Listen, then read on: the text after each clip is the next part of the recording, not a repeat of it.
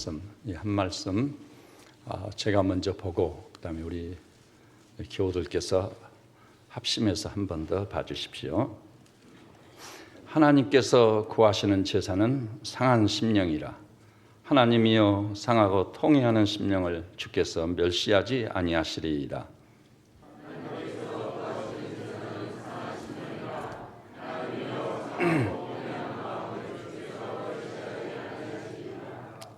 아멘. 그 다음에 한 군데 더 보겠습니다. 열왕기상 18장입니다. 구약 548페이지가 되겠습니다.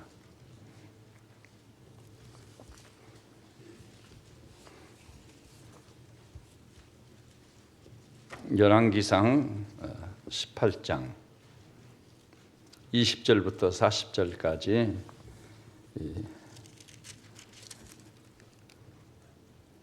조금 본문이 깁니다.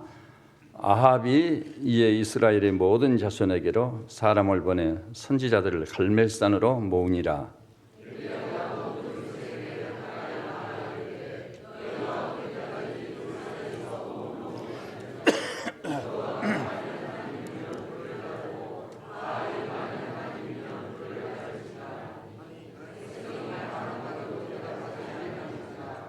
엘리야가 백성에게 이르되 여호와의 선지자는 나만 홀로 남았으나 바알의 선지자는 450명이로다.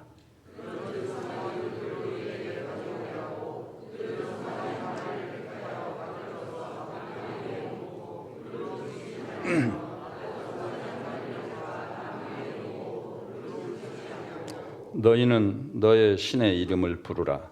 나는 여호와의 이름을 부르리니 이에 불로 응답하는 신 그가 하나님이니라. 백성이 다 대답하되 그 말이 옳도다 하니라.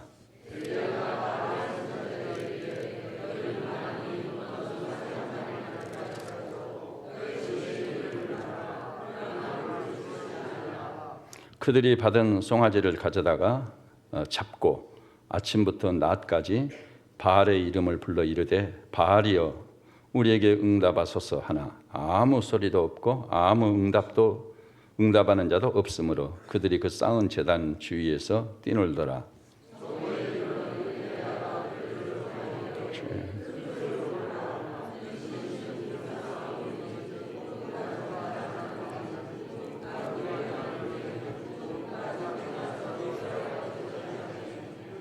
이에 그들이 큰 소리로 부르고 그들의 규례를 따라 피가 흐르기까지 칼과 창으로 그들의 몸을 상하게 하더라.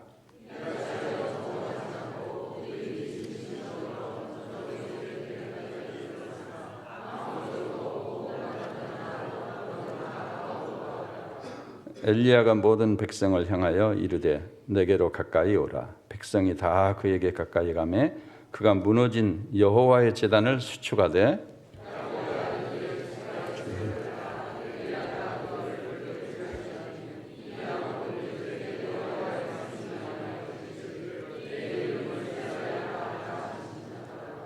그가 여호와의 이름을 의지하여 그 돌로 제단을 쌓고 제단을 돌아가며 곡식 종자 2세알을 들 만한 도랑을 만들고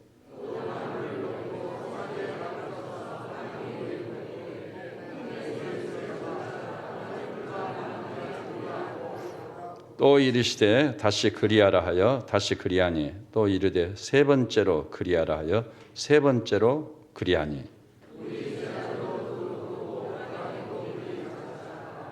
저녁 소재 드릴 때 이르러 선지자 엘리야가 나아가서 말하되 아브라함과 이삭과 이스라엘의 하나님 여호와여 주께서 이스라엘 중에서 하나님이신 것과 내가 주의 종인 것과 내가 주의 말씀대로 이 모든 일을 행하는 것을 오늘 알게 하옵소서.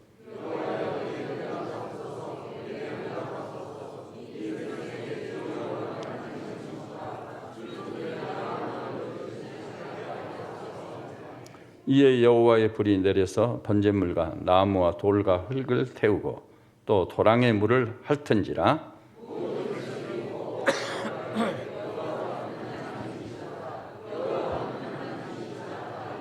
엘리야가 그들에게 이르되 바알의 선지자를 잡되 그들 중에 하나도 도망하지 못하게 하라 하매 곧 잡은지라. 엘리야가 그들을 기손 시내로 내려다가 거기서 죽이니라. 아멘. 이제 우리가 말씀을 받겠는데 옆에 계신 믿음의 식구들과 그리스도인의 참된 교제를 좀 나누고 시작하십시다. 주 안에서 사랑하고 축복합니다. 한량없는 은혜 받읍시다. 이렇게 서로 인사 좀 나누시기 바랍니다.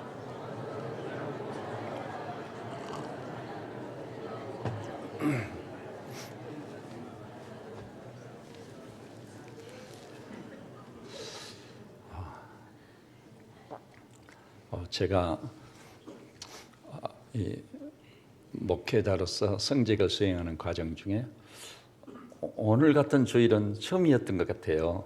좀 궁금하시죠?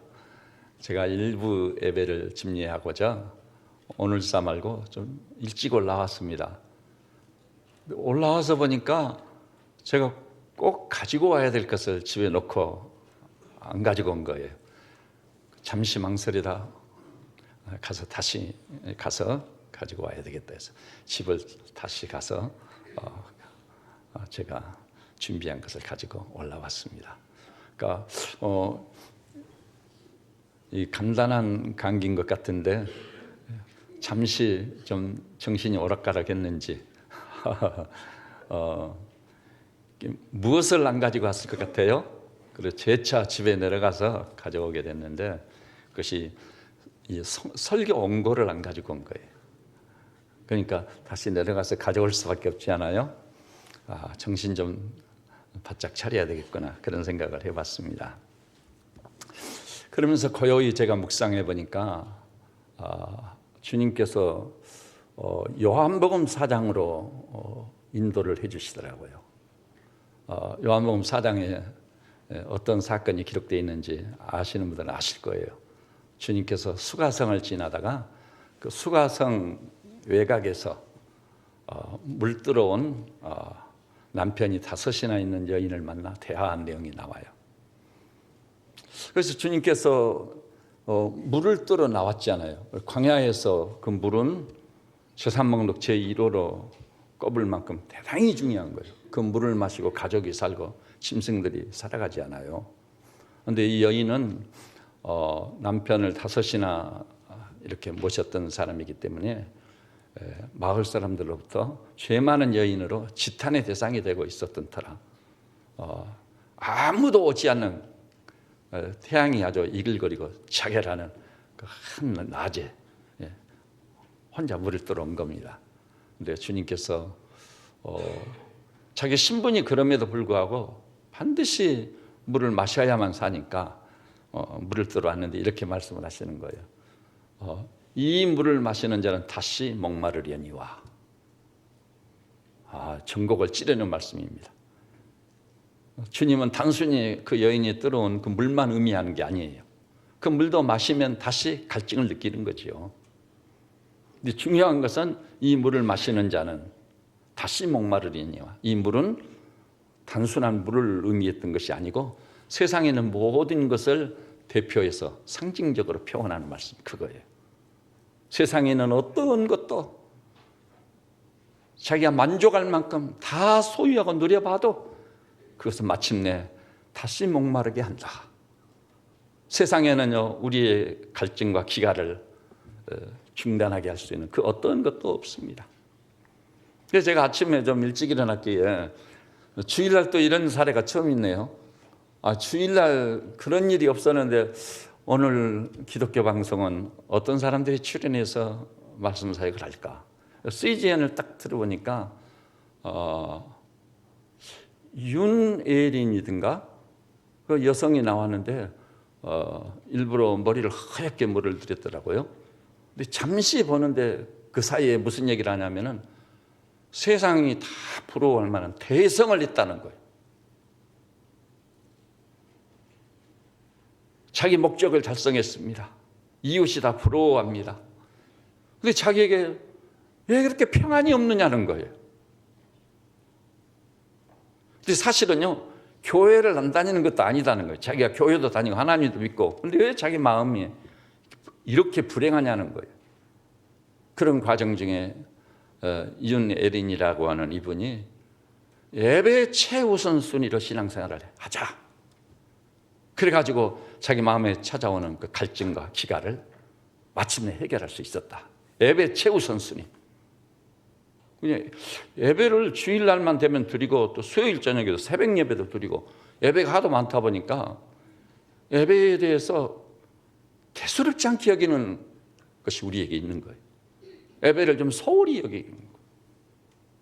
예배 최우선순위는 멀리 달아났습니다. 하나님께서 예배의 대상이신데도 불구하고 우선순위에서 자꾸 밀려나가는 거예요.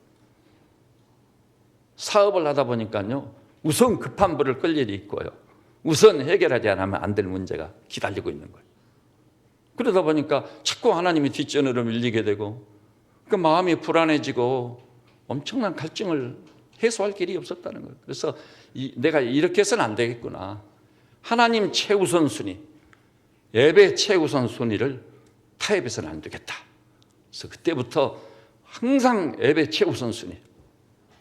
다른 것은 뭐 2, 3위로 다 순위가 밀려나 있는 거예요. 하나님을 최우선순위에 놨더니 하나님께서 결코 나를 실망시키지 않으시더라. 그래서 그 부분만 짧게, 앞뒤는 잘 모르겠어요. 듣고 그 다음에 그 CBS를 딱 여니까 그래도 이 기독교 방송이긴 하지만은 아침부터 텔레비전을 켜는 것이 성직자로서 양심상 허용이 안 되더라고요. 처음 있는 일이에요. 처음 있는 일. 그래서 본 김에 CBS를 또 딱 들어봤어요. 근데 강창국이라는 사람이 이렇게 초대를 받아서 나왔더라. 초대 손님이에요. 근데 그 강창국이라는 사람도요, 자기 분야에서 기업 경영을 해가지고 대성을 한 사람이더라고요. 저는 처음 보는 사람인데 대성을 했어요. 그러면서 똑같은 얘기를 하고 있는 거예요. 윤에린인가 그분이 한 얘기를 똑같이 하고 있는 거예요. 사업을 하다가 너무 분주하고 바쁘고 대성을 했는데도 불구하고 마음에 여유는 없고 그 마음에 이 공허함, 그것을 채울 길이 없었다는 거예요. 그러던 터에요, 자기가 그 믿고 회사 전체를 맡겠다고도 볼 수 있는 전문가, 그분이 사업상 모든 것을 다 장악을 해서 도망가 버렸대네요. 그래 하루아침에 그냥 사업이 왕창 무너져 버렸대요. 그래서 그분이 하나님께 매달리기를, 주님 한 번만 더 기회를 주십시오. 제가 사업이 아무리 중요하고 목적을 달성하는 것이 내게 아무리 큰 의미를 가지고 있다 할지라도 이제는 하나님이 밀리시는 일이 없으실 겁니다. 예배 최우선순위를 놓고 제가 사업을 해도 하겠습니다. 그랬더니 기적같이 다시 하나님이 기회를 주세요. 일어났습니다. 이 얘기를 하면서 그분이 얼굴이 상기되더라고요. 제기를 한 거예요. 제기. 그래서 그 후로 자기는 어떤 경우도 예배 최우선순위 이것을 지키고 있다는 사실입니다. 그런데 우리 인간이라는 존재가요, 연약하다 보니까 무슨 일이 분주하고 급하다면 다음 주에도 예배가 있으니까 오늘은, 이런 마음가짐을 갖기가 쉽습니다. 그런데 하나님께서는요, 하나님의 영광과 다툼을 벌리는 그 어떤 것도 허용하지 않습니다. 그런데 바로 요한복음 4장에 보니까 이 물을 마시는 자는 다시 목마르려니와. 정말 주님 그렇습니다. 그런데 주님께서 뭐라고 말씀하시죠? 이어서 내가 주는 물을 마시는 자는 영원히 목마르지 않고 그 속에서 영생하도록 솟아나는 샘물이 되리라. 한번 따라서 볼까요? 영생하도록 솟아나는 샘물이 되리라. 눈이 아주 번쩍 뜨이는 말씀이에요. 주님이 주시는 그 물을 마시면은 영원히 목마르지 않는다. 그리고 그 속에서 영생하도록 솟아나는 샘물이 될 것이다. 이런 문답을 나눈 다음 직후에 그 문맥이 자연스럽게 이어져요. 그러니까 이 수가성 여인이 말합니다. 우리 조상들은 이 사마리아에서 예배를 드린다고 합니다. 당신네 이스라엘 사람들은 예루살렘에서 예배를 드린다고 합니다. 예배의 장소, 어디서 예배를 드리느냐? 이걸 거론합니다. 그때 주님께서 뭐라고 그러시죠? 예배를 어디서 드리느냐? 장소적인 것이 그렇게 중요한 건 아니다. 문제는 예배를 드릴 때 신령과 진정으로 예배를 드리라. 신령과 진정? 얼른 마음에 와닿지 않는 말이에요. 근데 이렇게 볼 수 있어요. 신령이라는 것은 뭐냐? 우리 육체하고는 완전히 구별된 존재의 심연에 있는 속사람을 의미합니다. 바울도 말했죠. 겉사람은 후패하나 속사람은 날로 새롭도다. 그 속사람이라는 게 있어. 근데 우리 인간이 죄로 오염된 이유, 속사람이란 관심이 별로 없어. 그러니까 속사람은 있는지 없는지도 몰라. 이 겉사람이, 이 육체가 허둥대고 다니는 거예요. 이게 주님께서 그 전곡을 찔렀습니다. 신령과 진정으로 예배를 드리라. 신령, 속사람. 그래서 오늘 여기 계신 우리 교우들께서는요, 바울은 뚜렷이 의식하고 있었거든요. 겉사람은 후패하나 속사람은 날로 새롭다고. 속사람의 존재를 확연히 알고 있었어요. 우리 하나님의 백성인 여러분과 제가요, 최우선 순위로 알아야 될 것은 속사람이 있다는 사실을 인지하는 것입니다. 여러분, 마리아도요, 내 영혼이 주를 찬양합니다 그랬어요. 그는 입술로 노래하는 것을 찬양으로 보지 않았어요. 내 영혼이, 그 속사람이 하나님을 찬양한다고. 원래 우리 하나님께서 사람을 지으실 때 창세기 2장 7절 보니까 흙으로 사람을 빚었습니다. 그게 뭐죠? 흙이요, 육체. 그리고 그 코에 생기를 불어넣으니까 생명이 되어버리고 새로운 존재. 흙으로 사람을 빚었을 때는 흙일 뿐이요, 살아 역사하는 존재는 못 돼. 근데 하나님께서 코에 생기를 불어넣으니까 생명, 비로소 인격적 존재로서 완성이 이루어진 겁니다.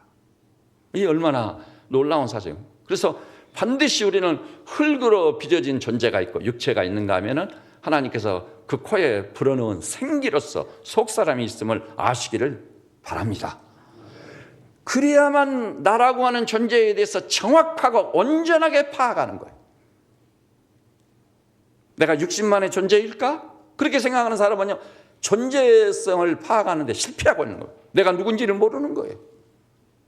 그리고 사실 모든 과일이나 이런 것도 껍질에 의미가 있습니까? 알맹이에 의미가 있습니까? 알맹이입니다. 알맹이에요. 그처럼 우리 인간도요, 흙으로 지음을 받은 이 육신, 그것도 중요해요. 눈으로 보고 코로 숨쉬고 입으로 먹고 발로 걸어다니고 중요한 건 사실이에요. 그러나 보다 중요한 것은 코에 불어넣은 하나님의 생기, 소위 속사람, 영혼이 있음을 알고 그 영혼이 얼마나 중차대한 존재인지 그것을 뚜렷이 인식하고 그 나의 영혼에 대해서 집중적으로 주목할 수 있는 하나님의 종들이 되시기를 주님의 이름으로 축복합니다. 이 신령으로 예배를 드리라. 이제 그 말씀을 해석할 시간이 아니어서 이제 지나갑니다만은, 그러면서 주님이 이렇게 말씀했어요. 하나님께서 이렇게 예배하는 자들을 찾으시니라. 한번 따라서 해볼까요? 하나님께서 이렇게 예배하는 자들을 찾으시니라. 우리 하나님께서 예배하는 자를 찾으십니다. 그것도 이렇게 예배하는 자들을 찾으십니다. 여러분, 하나님께서 여러분 한 분 한 분을 대상으로 해서 이렇게 예배하는 나를 하나님이 찾고 계시는 거예요. 이런 예배자를 하나님이 아주 귀하게 여기시구나. 그런 인식을 해보고 그런 생각을 해보신 일이 있습니까? 하나님은 예배자를 찾으십니다. 돈 많은 사람, 학력이 좋은 사람, 건강이 좋은 사람, 이런 사람을 찾으시는 것이 아니라 예배자를 찾으시는 분이시다. 그렇다면 우리가 드리는 이 모든 예배를 하나님이 무조건 다 받으실까? 그런 의문이 좀 생기죠. 그런데 이미 제가 지금 설명했어요. 신령과 진정으로 예배 드리는 자를 주님이 찾으신다는 거죠. 그래서 우리는 어떤 일이 있어도 이 우리 인간에게 영을 부여하신 분, 하나님은 또 영이심으로 영과 영이 만나는 이 교제의 기쁨이 있어야 되는 거예요. 육신만으로는 하나님을 만나뵐 수 없습니다. 영이 영을 만나는 거예요. 그래서 참된 예배란 소위 속사람, 영으로 나아가서 영이신 우리 하나님을 예배하는 것입니다. 이것이 굉장히 생소한 일 같지만 실제로 그것을 체험하고 경험해가지고 와, 그렇구나. 내가 육신만의 존재가 아니라 영이 있구나. 그리고 이 영으로 영이신 우리 하나님과 교제하고 그 하나님을 예배하는구나. 이것을 뚜렷이 체험적으로 경험적으로 느끼고 아는 그런 성도들 되시기를 주님의 이름으로 축원합니다. 이것이 아주 굉장히 긴급한 일입니다. 그럼 하나님께서 이렇게 예배하는 자를 찾으신다고 하니까 우선요, 아까 내가 주는 물을 마시는 자는 영원히 목마르지 아니하리거니와 그 속에서 영생하도록 솟아나는 샘물이 되리라. 이 영생하도록 솟아나는 샘물이 그 문맥을 보니까 누구에게 주어진다는 거예요? 참된 예배자, 신령과 진정으로 예배를 드리는 참된 예배자에게 영생하도록 솟아나는 샘물을 풍성하게 공급해 주실 주님을 찬송합니다. 아주 중차리 하면 돼요. 그러면서 우리는 여기서 매주일 드리는 예배기에 예배를 소홀히 할 수밖에 없고 대수롭지 않게 여길 수가 있어요. 오늘은 내가 이런저런 일들이 있으니까 좀 예배 늦어도 괜찮고 허둥대고 예배를 드려도 괜찮고 그럼 다음 주에 또 예배 있으니까 그렇지 않습니다. 제가요 오래전에 읽은 알퐁스 도우데의 마지막 수업이라는 단편이 생각이 나네요. 여러분 아마 학교 다니는 분들은 대부분 그 스토리를 알고 계시죠? 알퐁스 도우데란 가장 위대한 단편 작가 중에 하나잖아요. 그분이 마지막 수업이라는 글을 썼어요. 몇 페이지 안 돼요. 근데 그 글의 내용인 즉시 뭐냐면은 제 기억으로 프로방스 지방이라고 생각되는데 그 프랑스와 독일 사이에 계속 갈등이 빚어지는 거예요. 근데 마침내 두 나라 사이에 회의를 해가지고 계약을 체결하는 게 프로방스는 독일에게 속한다. 지금까지는 프랑스어로 배우고 프랑스어로 소통을 하면서 살아왔는데 이제 독일 땅이 되게 돼 있는 거예요.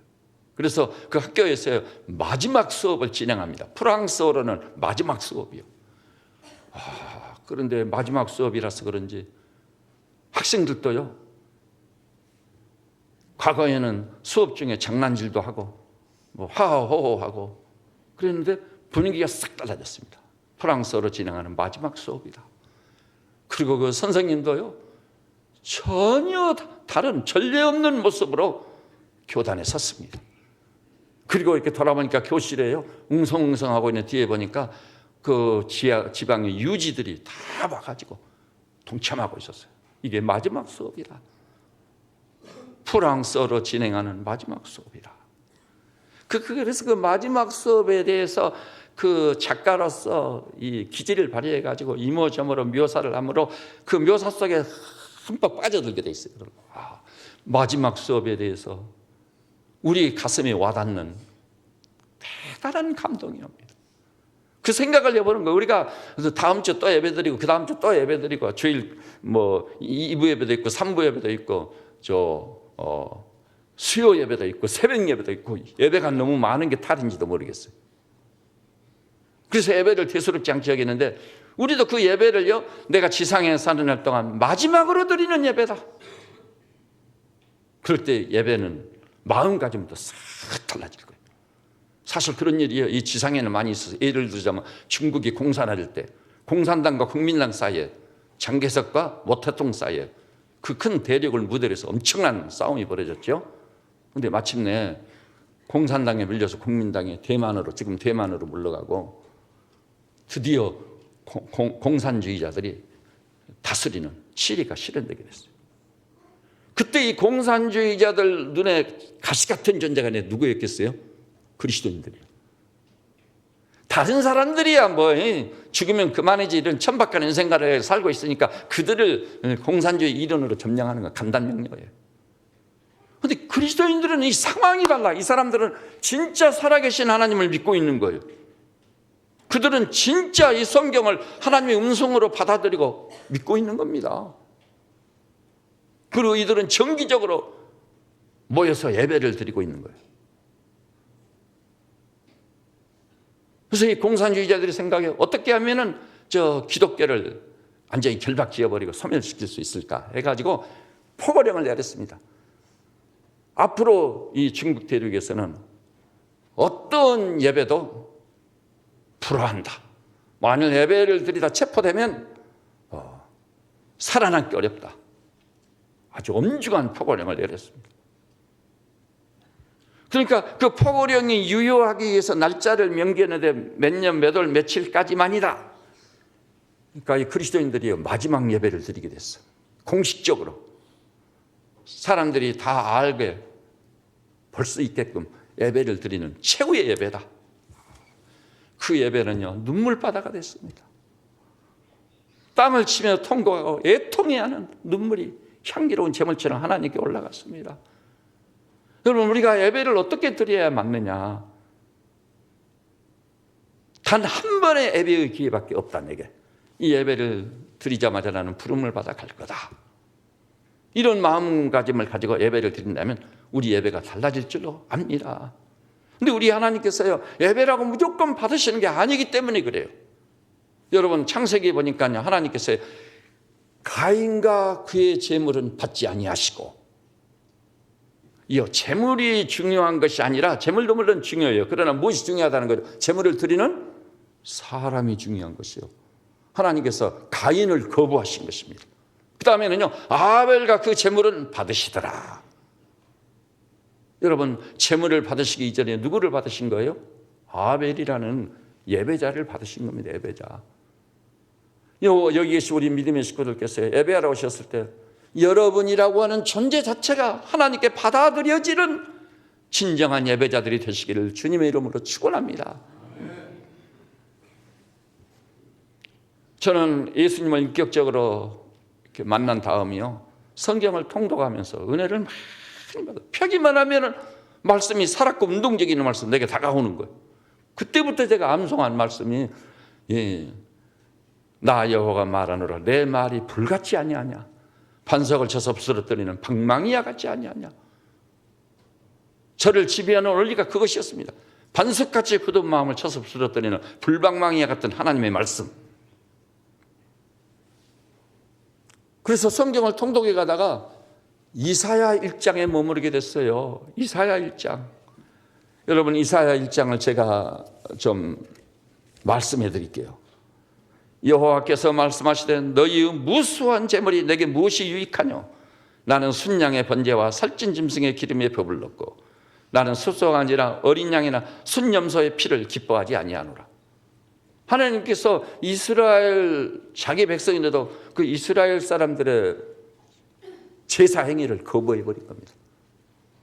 무수히 많은 제물을 가지고 나왔어요.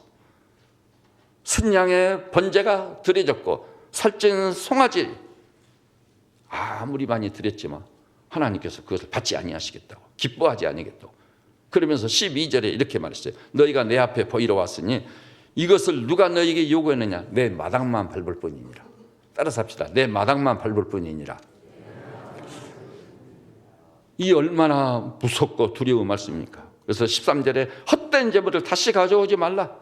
분향은 내가 가증히 여기는 것이다.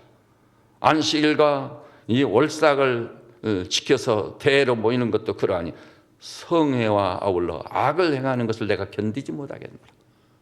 하나님께서 단순히 예배를 거절하실 뿐만 아니라 이스라엘 백성이 예배를 드리려고 온갖 수양, 염소의 피가 많이 가지고 나왔지만 그 모든 것을 하나님께서 뭐 하신다고요? 내가 견딜 수 없느니라. 우리 하나님을 엄청나게 괴롭히는 제물, 제사행위가 되고 만 겁니다. 성의와 함께 악을 행하는 것을 내가 견딜 수 없느니라. 여러분, 여기서 우리가요, 예배를 다 받으시는 게 아니라 예배 때문에 하나님께서 엄청난 고통을 당하시는, 그래서 너희는 내 마당만 밟을 뿐이다, 이렇게 선언한 그런 예배자도 있고 그런 예배도 있다는 것을 알게 됐습니다. 오늘 여기 나오신 사랑하는 성도들이 어떻게 하면 우리가 예배를 제대로 드려가지고 하나님께서 우리가 드리는 예배는 물론 예배자인 우리까지 다 연락하고 받아주시고, 그리고 우리 속에서 영생하도록 솟아나는 샘물이 풍성하게 공급돼요. 우리 배에서 생수의 강이 쏟아지는 놀라운 역사가 일어날 수 있을까요? 그것은 제일 중요한 게요, 우리가 믿고 우리의 예배의 대상이 누구시죠? 하나님이세요. 예배의 대상이 하나님이신데 그 하나님을 바로 아는 신지식. 그래서 구약의 선지는 이렇게 외쳤죠. 여호와를 알자. 우리가 힘써 그를 알자. 바른 신지식이 있을 때 우리가 알고 깨달은 그 하나님을 대상으로 받으실 만한 예배를 드릴 수 있는 줄 믿으시기를 바랍니다. 우리가 하나님이 누구신지도 모르고 예배의 대상이 어떤 분이신지도 모르고 덮어놓고 순양의 혹은 염소 양의 피를 가지고 나오면 된단 말인가? 아니라고 하는 사실입니다. 그래서 이렇게까지 표현할 수 있어요. 호세아에 보니까 4장 6절에 이렇게 표현했습니다. 이 말씀이 대단히 중요한 말씀이 한번 따라서 하십시다. 이 백성이 지식이 없어 망하는도다. 하나님을 향한 바른 신지식이 없으니까 망한다고 하는 것입니다. 이 바른 신지식이란 뭐냐? 하나님이 누구신가를 알면 우리 예수님이 말했어요. 하나님을 아는 것이 영생입니다. 하나님이 누구신지 그 하나님 자신을 알아버리면 바로 영생이 와버리는 거예요. 오늘 여기 나서 우리 교우들께서는 우리가 하나님을 향해 알게 된 그 지식이 바로 영생을 가져오는 신지식이 바로 영생인 그런 참된 신지식, 하나님을 아는 지식을 가지고 신앙생활 하시기를 주님의 이름으로 축원합니다. 그 신지식을 가지고 그분이 받으시기에 합당한 예배를 드리는 거예요. 그래서 예배는 엄청난 특권이고 이루 말할 수 없는 축복이 되는 것입니다. 우리가 드리는 예배가 하나님께 받아들여지면은요, 그 놀라운 역사가 나타나는 거예요. 목사님, 목사님은 잘 모르시네요. 세상이 얼마나 험악하고 사기꾼들이 또 뭐 이런 죄 저런 죄를 짓고 나를 가만히 두지 않은 어둠의 세력들이 나를 공격해 오는데 예배 한번 잘 드린다고. 아닙니다. 예배를 제대로 드리면 흑암의 세력을 대적할 수 있는 능력이 올 것이고, 그 다음에 예배만 제대로 드려서 하나님께 받아들여진 성도란다면은 바로 이 모든 일에 그리스도로 말미암아 넉넉히 이길 수 있는 이기는 존재로 빚어지는 예배가 될 줄로 믿습니다. 그러면은요, 우리 이제 예배와 관련된 신지식을 좀 말씀드리고 싶어요. 아까 우리가 51장 봤죠? 시편 51편. 거기 한번 따라서 해볼까요? 따라서 해볼까요? 하나님이 구하는 제사는 상한 마음이라. 하나님께서 어떤 분이시냐? 예배하고 관계돼서 상한 마음을 기뻐하시고 받으시고, 그래서 하나님이여 상하고 통회하는 심령을 주께서 멸시치 아니하시리이다. 우리가 예배를 위해서 나올 때요, 주의 전전에 나올 때 하나님이여 상하고 통회하는 심령을 주께서 멸시치 아니하시리이다. 이 말씀을 묵상하면서 달려와야 될 줄로 압니다. 요엘서 2장에도 보니까 여호와의 말씀에 너희는 이제라도 금식하며 울며 애통하고 마음을 다하여 내게로 돌아오라 하셨나니 너희는 옷을 찢지 말고 마음을 찢어 여호와께로 돌아오라. 정말 제 마음속에요, 가슴속에 깊게 새겨진 말씀입니다. 그래서 예배를 하려고 하면 그 말씀이 지배를 하는 거예요. 옷을 찢지 말고 마음을 찢어 여호와께로 돌아오라. 우리가 예배 끝나고 또 세상에서 살다 보면은요, 깜빡하고 이런 죄도 있고 저런 죄도 있고 내 멋대로 내 마음대로 살고 주님은 저만치 멀리 떨어져 계십니다. 주님을 전혀 느끼지 못해요. 그런데 성경은 뭐라고 그랬죠? 너희가 네 안에 있고 내가 너희 안에 있으면 나는 포도나무고 너는 가지다. 이제는 내가 사는 게 아니라 내 안에 그리스도가 산다. 이렇게 주님과 친밀한 일체, 연합이 이루어져야 되는데 그와 같은 삶이 없는 거예요. 그러다가 주일 예배를 향해 나오려다 보니 주여 어찌하오리까 이 약하고 무익한 자를. 그래요. 옷을 찢는 게 아니라 마음을 찢어 여호와께로 돌아오는 겁니다. 물론요, 우리가 주님이 내 안에 계시고 내가 주님 안에 있어 주님이 포도나무고 나는 가지고 완전히 일치를 이루어 산다 할지라도 우리가 연약하기 때문에 간 속에 가서 눕기까지는 어때요? 늘 제가 얘기하면 간 속에 가서 눕기까지는 여전히 우리는 생각 중에 죄를 짓고 입술로 죄를 짓고 나도 모르게 부지불식간에 죄를 짓고 악을 행하는 그런 존재인 줄 압니다. 그렇기 때문에 하나님을 예배하려고 나왔을 때는 상하고 통회하는 심령을 갖는 거예요. 그 외침이 우리 가슴에서 울려 나와야 돼. 하나님이여 상하고 통회하는 심령을 주께서 멸시치 아니하시리이다. 이런 마음가짐을 가지고 예배에 나오면은 하나님께서 그 상한 심정을 받아주시고 기뻐하시며 그를 위해서 영생하도록 솟아나는 샘물로 우리를 찾아와 만나주실 줄 믿습니다. 그래서 여러분, 같은 예배를 드리고도 하나님께 연락된 경우, 아까 가인과 아벨도 얘기했지만 사도행전에 보니까 신약에 와서요, 바울과 실라가 옥중에서 잔뜩 두들겨 맞고 피가 낭자한 가운데 저녁 식사도 못하고 갇힌 바 됐어요. 근데 반쯤 되어 일어나 바울과 실라가 뭐 했다고 그랬죠? 하나님을 찬송하고 기도했습니다. 일종의 예배입니다. 예배에 준하는 행위예요. 그때 그 예배가 연락되는 순간 옥토가 흔들리고 옥문이 열리고 쇠고랑이 풀리는 기적의 역사가 나타나는 거 믿으시기를 바랍니다. 이 제수들을 지키는 간수가 오히려 뛰어들어오면서 선생들아 내가 무엇을 하여야 영생을 얻겠느냐 울부짖는 절규가 터지게 만드는 놀라운 역사가 나타나는 거예요. 진짜 예배만 제대로 드린다면 우리는 아주 획기적이고 더 혁명적인 존재적 변화와 삶의 변화가 일어날 줄 믿습니다. 근데요, 똑같은 사도행전을 보니까 아나니아 삽비라 예배로 보자면 재물이 대단한 거예요. 자기 전 재산을 팔아가지고 사도들 앞에 갖다 놨잖아요. 이게 나의 전 재산입니다. 그러니까 재물의 분량으로 보자면 굉장한 거잖아요. 근데 어떻게 됐죠? 그 자리에서 즉사해버리는 거예요. 자기 재산을 다 드리고도 즉사해버려요. 하나님께서 그걸 받지 않았어요. 왜냐하면 베드로가 이렇게 말했습니다. 그들이 소위 하나님 앞에서 거짓말을 한 거거든요. 거짓말. 자기 전 재산이 아닌데 전 재산을 가지고 왔습니다. 그래서 베드로가 그를 책망하기를 네가 어찌하여 하나님을 속이느냐. 이렇게 꾸짖고 책망했던 것입니다. 우리는 하나님 존전에서는 벌거숭이처럼 드러나 하나님을 속일래야 속일 수가 없어. 하나님은 진실을 기뻐하시고 진정을 받으시는 우리 하나님이신 줄 믿습니다. 그래서 우리는요, 이 예배를 제대로 바르게 드리기 위해서 사실 오늘 열왕기상 18장을 우리가 보게 됐던 겁니다. 열왕기상 18장.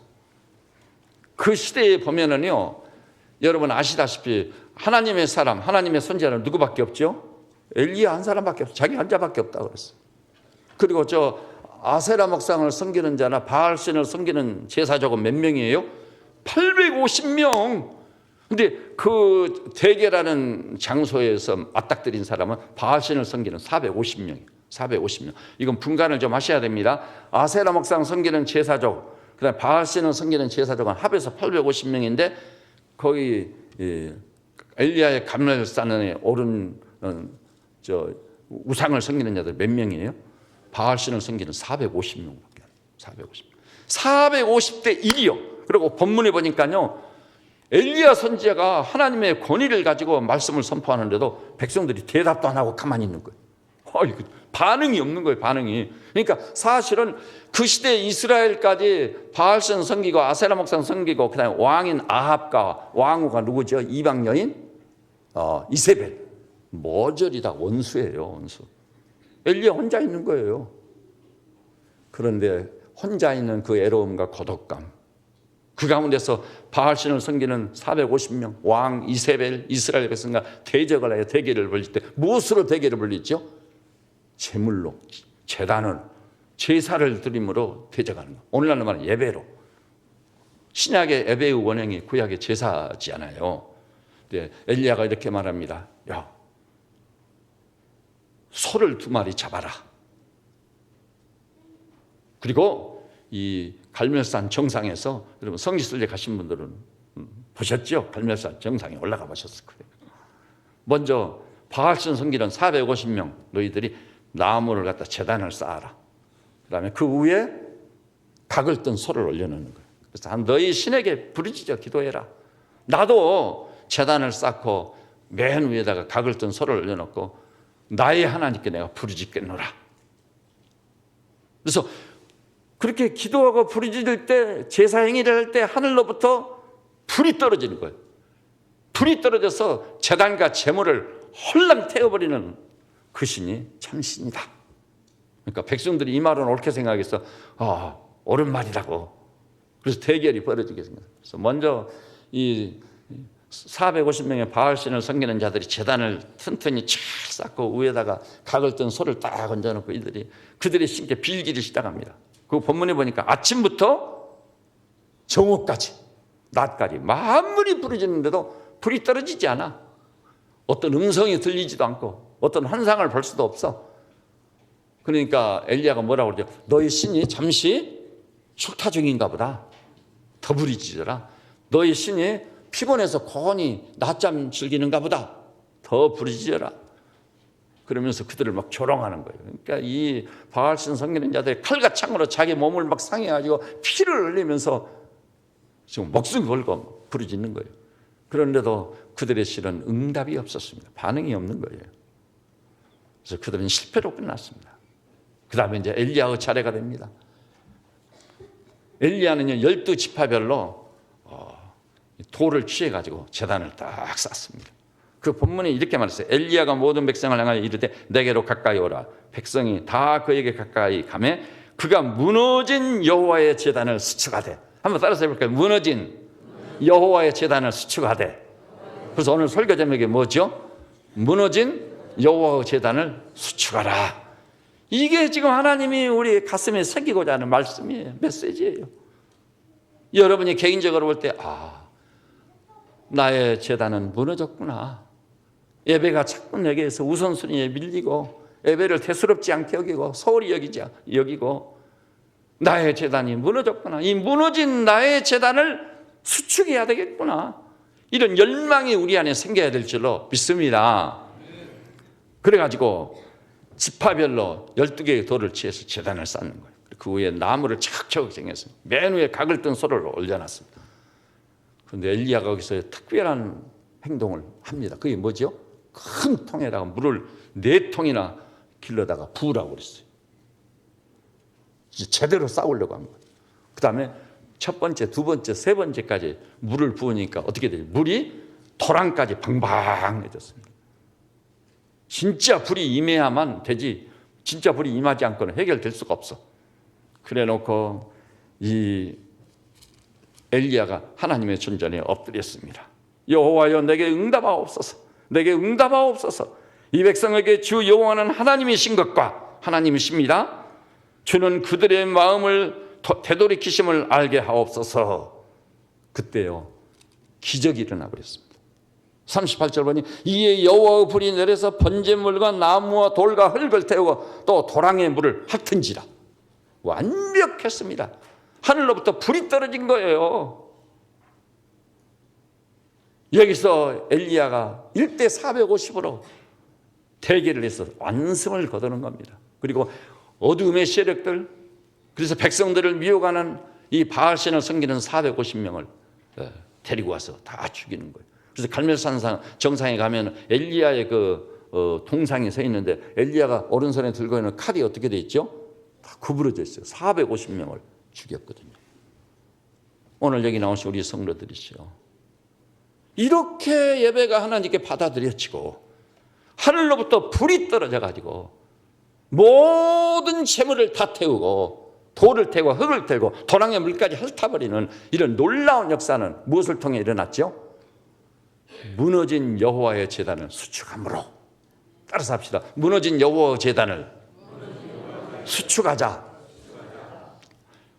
오늘 여기 나오신 우리 믿음의 식구들이시여, 이 어지럽고 폐역한 시대에 어떻게 하면 죄를 이기고 흑암의 세력을 대적하여 결박지어버리고 어떻게 하면은 온 세상을 품은 위대한 하나님의 종들로 신앙의 장부로 나타나고 살 수 있을까?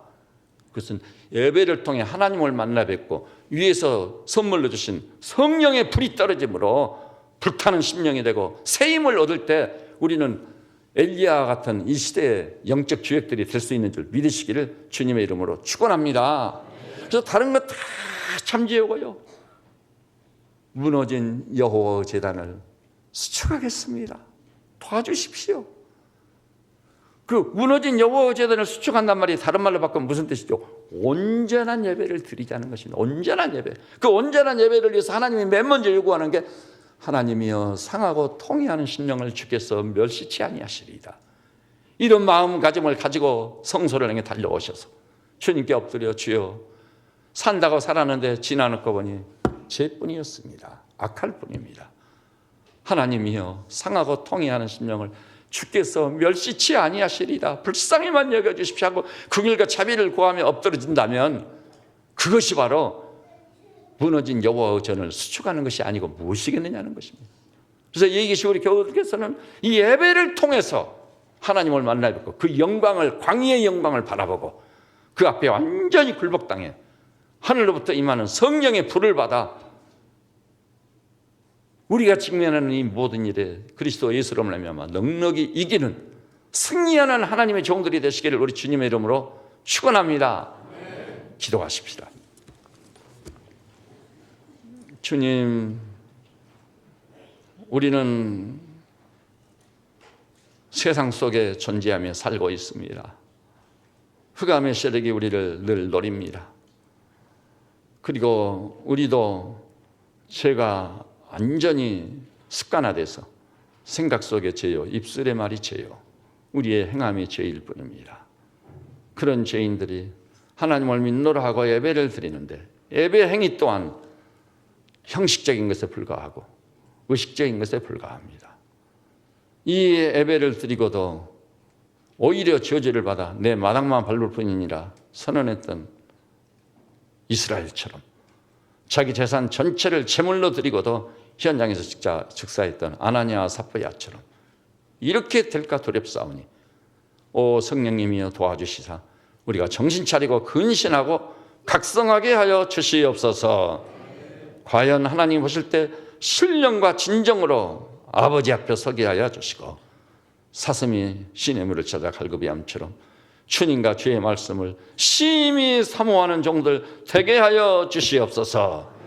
그래서 우리가 주일마다 하나님을 향해 드리는 예배가 연락되어지고 또 무너진 여호와 제단을 수축해서 온전한 예배를 드림으로 위로부터 성령의 불이 떨어지는 놀라운 역사가 있게 하여 주시옵소서. 그리하여 육체적으로 연약한 분들, 영적으로 침체되고 눌린 분들, 그리스도 안에서 그 심령이 크게 소송하여 일주일을 살 때 불이 떨어져서 하나님이 보내주신 그 불을 받아가지고 세상이 감당치 못할 신앙의 장무들로 그리스도의 군사로 젊은 독수리같이 사자같이 담대한 하나님의 종들로 쓰임받고 연락되게 하여 주시옵소서. 예수님의 이름으로 기도드립니다. 아멘. 이제 특송하겠습니다.